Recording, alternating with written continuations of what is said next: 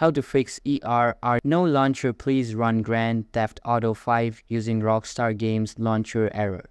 Hey guys, in today's video, I'm going to show you how to fix the No Launcher error in GTA V that says, please run GTA 5 using the Rockstar Games Launcher.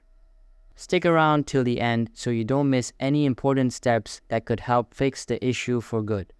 Alright, let's get started. First, navigate to your GTA V installation folder. Once you're inside the GTA 5 folder, find the GTA 5 exe file, the one you normally use to launch the game. Right-click on that file. Go to Show More Options. Then hover over on Send To. Then, Desktop Create Shortcut. Now go back to your desktop and right-click on the new shortcut that was just created.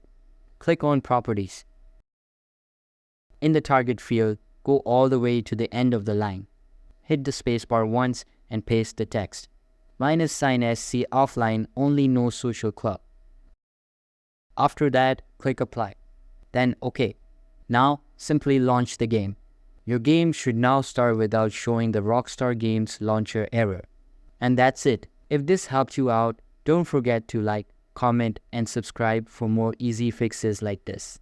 Thanks for watching and see you in next one.